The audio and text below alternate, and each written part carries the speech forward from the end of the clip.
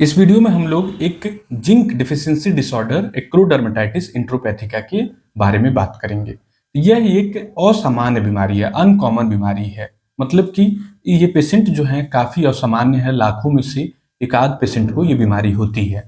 तो जो zinc deficiency है, इसके पीछे जिंक एक माइक्रो न्यूट्रिएंट होता है, मतलब एक मिनरल होता है जो हमारे बॉडी के तमाम तरह के एंजाइम्स की फंक्शनिंग के लिए बहुत ही ज़्यादा जरूरी होता है।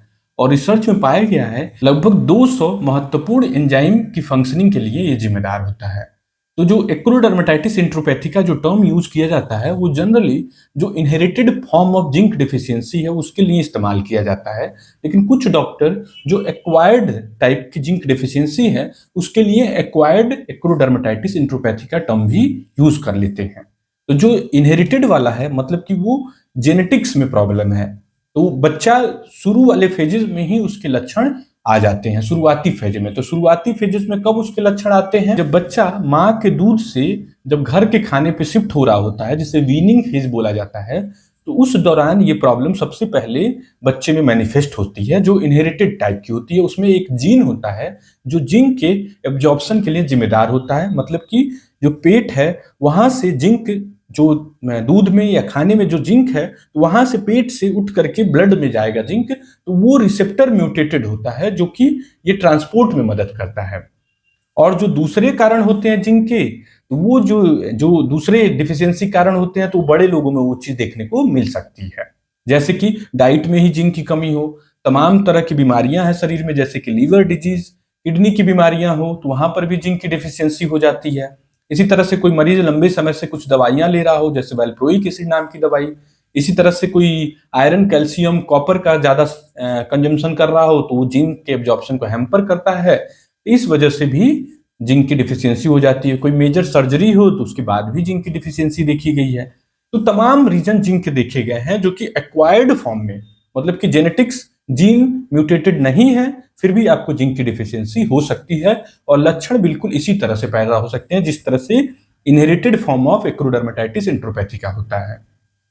तो इसके जो क्लिनिकल फीचर होते हैं बड़े ही कैरेक्टरिस्टिक होते हैं, मतलब देख करके ही डॉक्टर पता लगा लेता है अधिकांश केसेस में कि बच्चे को एक्रोडर्मेटाइटिस इंट्रोपैथिका की प्रॉब्लम हो रही है। एक तो जो टिपिकल टाइम है जब माँ धीरे धीरे बच्चे को दूध से, अपने दूध से फिर वो खाने पे शिफ्ट कर रही होती है। ऐसा क्यों होता है? क्योंकि माँ के दूध में जिंक लाइगेंड होता है, तो वो जिंक की कमी नहीं होने देता है। तो वो यदि रिसेप्टर म्यूटेटेड भी हो तो भी जिंक की डिफिशियंसी नहीं हो पाती है। लेकिन जब बाहर के खाने पे बच्चा आने लगता है तब जिंक की डिफिशियंसी शुरू हो जाता है। तो जिंक की डिफिशियंसी के कैरेक्टरिस्टिक लक्षण होते हैं। तो इसका जो कैरेक्टरिस्टिक लक्षण है उसमें रैसेस आने लगेंगी, और इस रैसेस को बोला जाता है पेरी ओरिफिशियल रैसेस। इसमें मुंह के चारों तरफ रैश हो जाता है, और पेरी एनल जो लैट्रिन का रास्ता है उसके चारों तरफ रैश हो जाता है। इसके अलावा हाथ पैर में भी रैश हो सकते हैं। और ये रैश कैसे होते हैं? बड़े ही कैरेक्टरिस्टिक होते हैं, रेड कलर के, ऊजी पानी निकलते हुए, कहीं कहीं से पस छीले छीले से, और उनकी किनारी बड़ी ही स्पष्ट होती है, बड़ी क्लियर बॉर्डर होता है, जिसको बोला जाता है वेल डिफाइंड बॉर्डर। मुंह के चारों तरफ वेल डिफाइंड लाल रंग का हल्का सा पानी निकलता हुआ, कभी कभी हल्का सा पस निकलता हुआ पैच, और पेरी एनल रैश होता है। इसके अलावा जो हाथ पैर में हमने बात किया वो भी होता है। साथ में बच्चा बड़ा ही ज्यादा इरिटेबल होता है, बहुत ज्यादा इरिटेबल, मतलब कि हर समय रोता हुआ, हर समय परेशान एकदम। इसके अलावा डायरिया एक बहुत महत्वपूर्ण लक्षण है, दस्त होना बहुत ही महत्वपूर्ण लक्षण होता है। इसके अलावा बाल बच्चे के बहुत तेजी से कम हो रहे होते हैं। नाखून में भी शिकायत आती है, नाखून जो होता है वो ड्राई हो जाते हैं, ब्रिटल हो जाते हैं, कमजोर हो जाता है नाखून, और जल्दी से टूट जाता है, लस्टरलेस हो जाता है। और भी बहुत तरह के लक्षण देखने को मिलते हैं, जैसे कि आंख में उसको फोटोफोबिया, रोशनी पड़ने पे बच्चा रोशनी से बचने की कोशिश करता है। आंख की जो बाहर की स्किन है, जो कॉर्निया बोला जाता है, कंजक्टिवा बोला जाता है, उसका इन्फ्लेमेशन हो सकता है, ब्लेफराइटिस, कंजक्टिवाइटिस। इसके अलावा न्यूरोसाइकेट्रिक सिम्टम्स हो सकते हैं, बच्चे को टेस्ट में प्रॉब्लम हो सकता है, बच्चे को सुगंध में प्रॉब्लम हो सकता है। तो ये पूरी लंबी लिस्ट होती है। और ये सारे लक्षण यदि किसी व्यक्ति को बाद की उम्र में जिंक की डिफिशियंसी हो तो उस दौरान भी ये लक्षण पैदा हो सकते हैं। मतलब जो एक्वायर्ड केसेस हैं उनमें भी ये सारे लक्षण देखने को मिल सकते हैं। तो जो सबसे कॉमन हुआ वो इनहेरिटेड फॉर्म। इसके अलावा जो अनकॉमन सिनेरियो हमने बात किया, major surgery, trauma, liver damage कोई पेशेंट हो, किडनी का पेशेंट हो, इसी तरह से आयरन का कोई सप्लीमेंट ले रहा हो, कैल्शियम का सप्लीमेंट ज़्यादा ले रहा हो, तो वो सब केसेस में एक्वायर्ड जिंक डिफिशियंसी देखी जा सकती है और ये सारे लक्षण पैदा हो सकते हैं। नेक्स्ट पार्ट आता है कि इसका डायग्नोसिस कैसे हो। तो इसका जो क्लिनिकल फीचर है, जो हमने लक्षण बात की है, मुंह के चारों तरफ रैसेस, पेरी एनल जो लैट्रिन का रास्ता है उसके आसपास रैसेस, डायरिया होना, बाल झड़ना, एलोपेसिया, और इसके अलावा जो दूसरे लक्षण हुए तो उनको देख करके ही अधिकांश केसेस में डॉक्टर इस बीमारी को पहचान लेता है। कुछ केसेस में कंफ्यूजन होता है, विशेष करके बच्चों में, जैसे कि कुछ बीमारियां होती हैं जो मैचिंग होती हैं, जैसे कि सेबरिक डर्मेटाइटिस, सोरायसिस, डाइपर डर्मेटाइटिस, तो ये सब भी बीमारियां जो कि इससे मैचिंग हो सकती हैं, कंफ्यूजन पैदा कर सकती हैं इस प्रॉब्लम में। तो इसमें जो होता है डॉक्टर कुछ टेस्ट का मदद भी लेता है, जिसमें कि जिंक लेवल कराया जाता है ब्लड के अंदर खून में जिंक का लेवल। तो उसको देखा गया है कि 70 माइक्रोग्राम पर लीटर से कम हो जिंक का लेवल, तो इसके डायग्नोसिस में काफी ज्यादा हेल्पफुल होता है। और जिंक जो है बड़ा ही इसेंशियल, जैसे हमने बात किया कि 100 से 200 तरह के एंजाइम में ये इंपॉर्टेंट फंक्शन निभाता है और इसके मल्टीपल रोल हैं। मल्टीपल सेल के लेवल पे जाएंगे तो मल्टीपल रोल मिलेगा।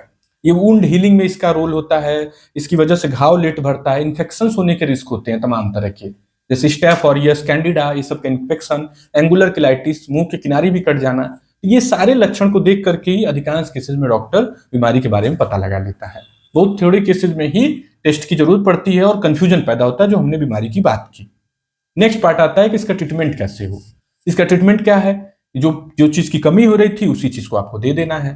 तो आपको क्या देना है, जिंक देना है। तो जिंक जो होता है वो जिंक सल्फेट के रूप में सबसे ज्यादा दिया जाता है। इसकी डोज क्या होगी, इसकी डोज होगी 2 से 3 mg पर kg। इसकी डोज होगी जिंक की रोज का, उसके 2 से 3 डिवाइड डोज में आप दे देंगे। तो जिंक सल्फेट सबसे प्रीफर्ड प्रिपरेशन है, सबसे ज्यादा इस्तेमाल।